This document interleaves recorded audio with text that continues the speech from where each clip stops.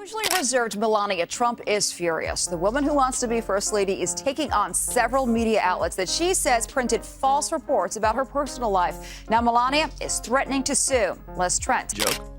Funny thing to say. He's had a real problem with Elon from the beginning of this thing, but it's like he's in this leftist. He is in the most leftist thought bubble available, which is Hollywood.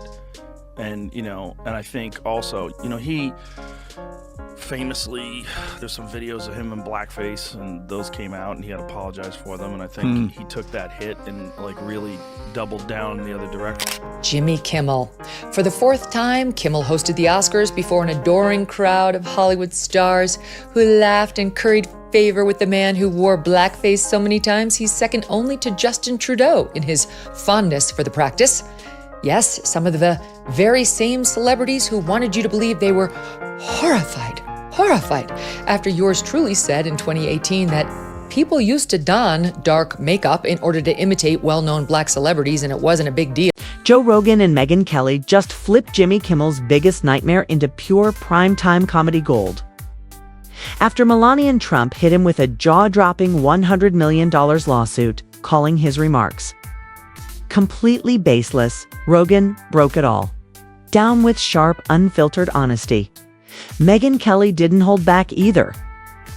She tore into his moral posturing like a legal brief going up in flames. Her takedown was precise, cold, and unforgettable. The man who once mocked others from behind a desk now stands center stage, and this time, every punchline is aimed at him. If karma had a laugh track, this would be the season finale. You need to defend yourself all the time. As you may heard, I file a few lawsuits and I'm in the court now because they accuse me of doing stuff that I never did in my life, and they wrote lies, and I will not allow that. I will fight till the end because I don't want that they damage my reputation and my name. Late night comics would come on, and they occasionally would make us laugh, Piers. Occasionally they understood that they were in the game of making everyone laugh. As you know, they've abandoned that game now, and they're just political operatives out there. Colbert, Kimmel, Seth Meyers, who I struggle to even mention that guy's name. Joe Rogan didn't ease into it. He came in like a wrecking ball, armed with jiu-jitsu precision and podcast swagger. The moment news broke that Melania Trump had filed a $100 million zero-cents lawsuit against Jimmy Kimmel, Rogan didn't even blink. He leaned forward, smirked, and tore into it like it was an elk steak on day one of a carnivore diet. To Rogan.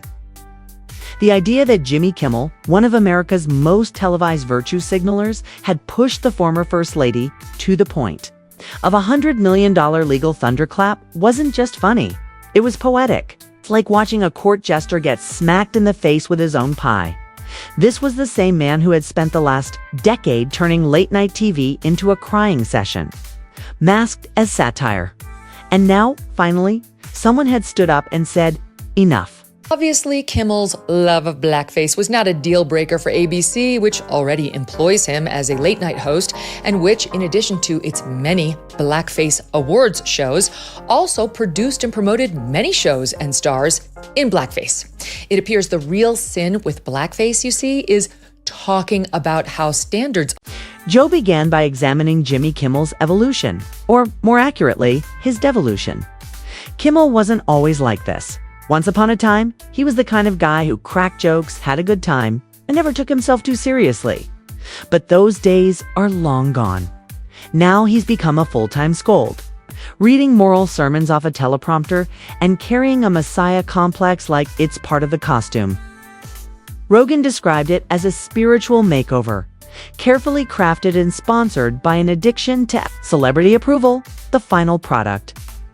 A smug moralist pretending to be a comedian and failing to fool anyone paying attention.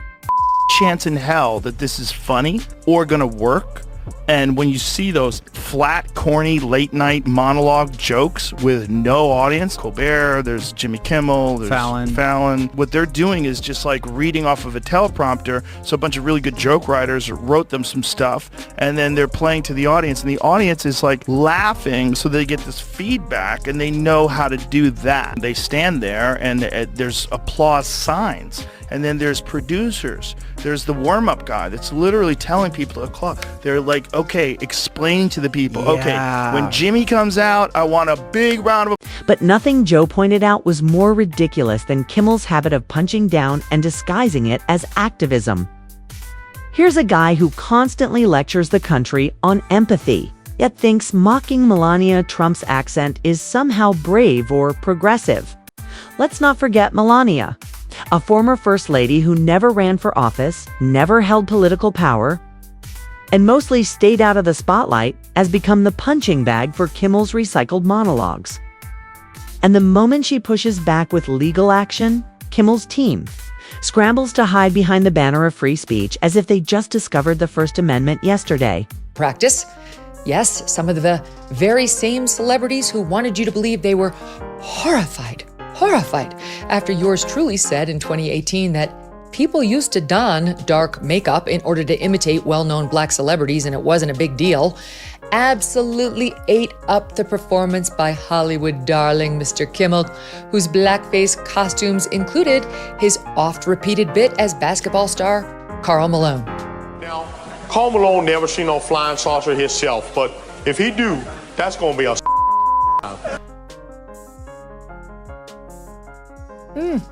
And let's not forget, Rogan chuckled at the irony. Here's a guy who hides behind comedy when he offends people, but the moment someone pushes back, he retreats into victimhood. Joe remarked that the only thing thinner than Kimmel's jokes these days is his skin. Melania filed a lawsuit. And suddenly Jimmy's got a full legal team and a group of emotional support interns, scrambling to draft statements about how satire is under attack. Then Rogan got surgical. He pointed out that during the Trump era, yes, once again, President Trump, Kimmel, built his brand on mocking from the safety of a studio. His jokes were aimed at a family that didn't have the platform or power to hit back like traditional politicians could, but now that Melania has flipped the script with a legal sledgehammer, Jimmy's learning the hard way that the target can swing too. Joe didn't blame Melania at all.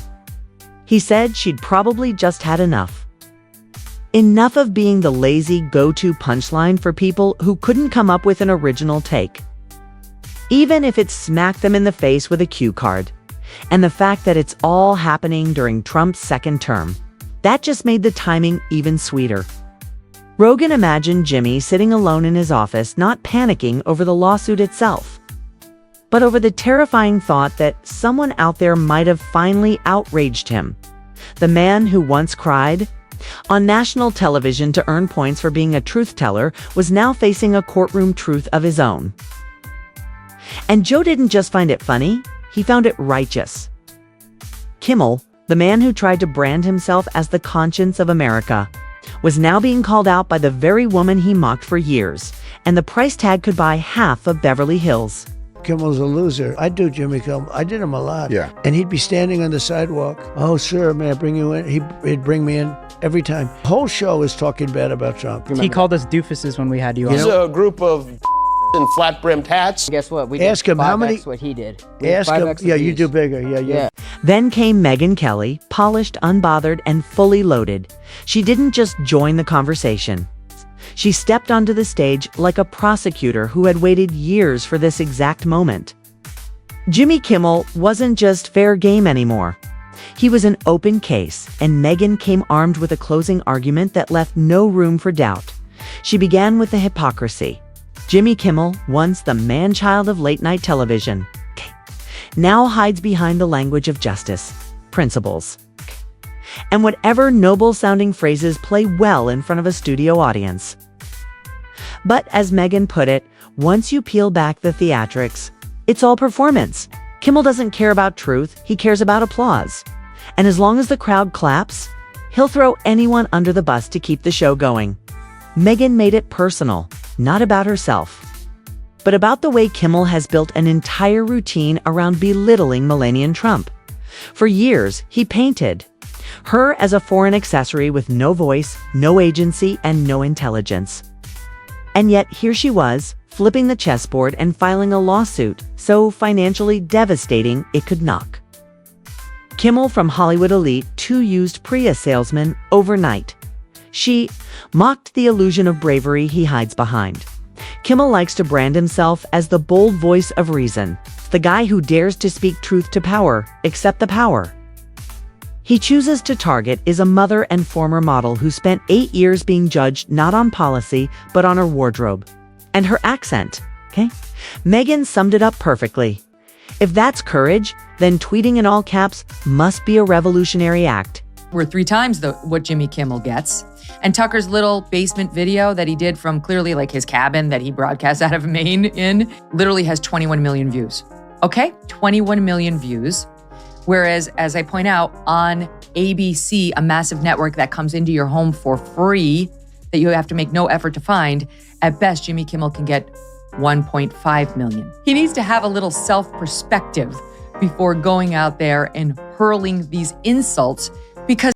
But Megyn didn't stop at the lawsuit.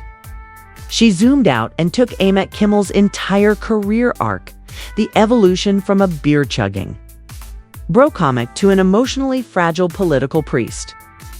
This was the same guy who once hosted skits with girls on trampolines, and now he stands behind a desk preaching feminism between ad reads for streaming services. Megyn didn't call it growth. She called it opportunism wearing makeup. She savored the timing, with President Trump once again back in the White House.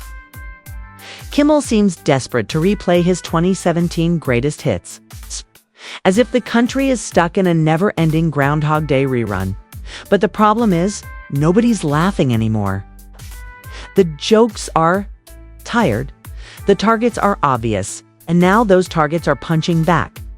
Not with snarky comebacks, but with legal briefs. Megyn laid it all out. This wasn't some attack on free speech, it was a long overdue accountability check. Kimmel believed he was above consequences. He thought a cheering studio audience and a few Twitter blue checks would protect him from the real world. But now, he's facing one of the most high-profile lawsuits in celebrity history, and the best he can do is pretend he's the victim of a system he once thought he controlled. She even mocked the damage control effort. Kimmel's team has started leaking sympathy stories, suggesting he's under emotional stress, tapping media allies to spin this as a cautionary tale for comedians everywhere. But Megyn wasn't buying it.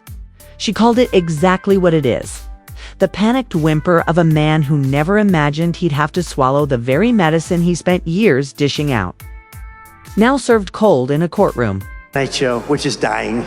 They're all dying. Where's Johnny Carson? Bring back Johnny. It made you appreciate, right, Uncle Sam?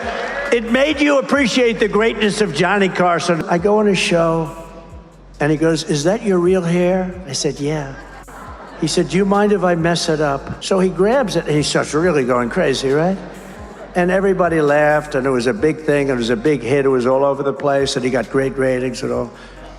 And 6 months later, he went out because he was under pressure to apologize because he humanized.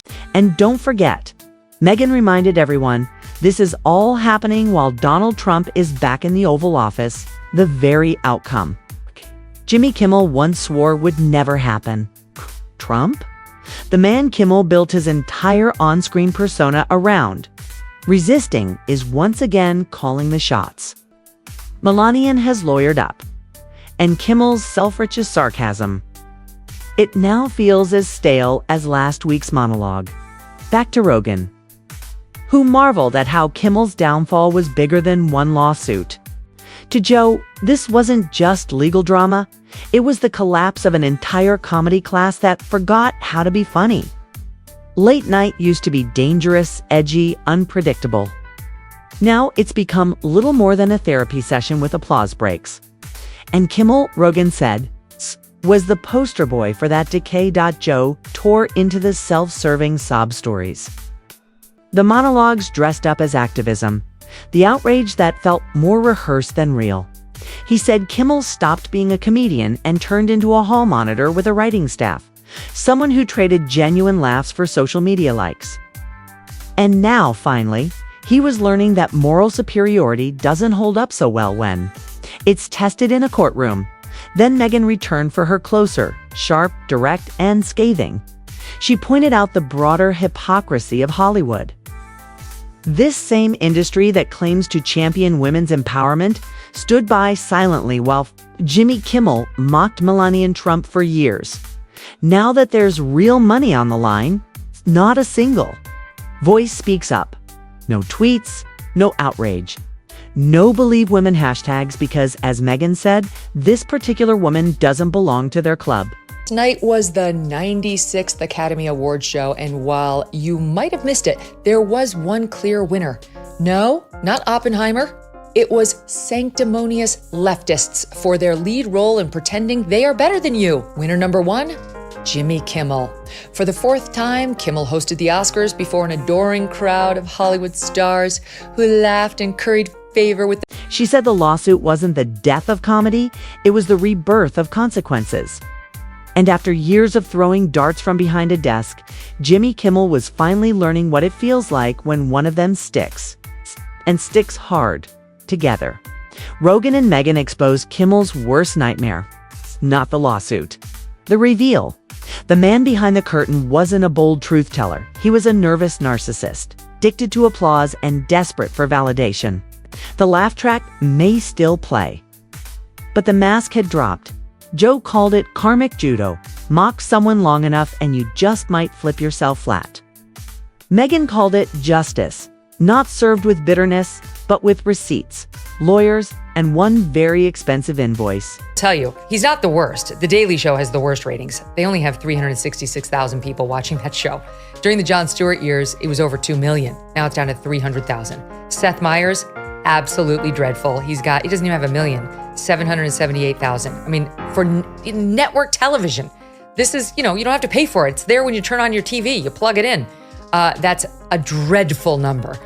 Greg Gutfeld on cable, which you do have to pay for, it has more than double the numbers of Seth Meyers. Jimmy Kimmel, 1.5 million averaging, also equally horrible.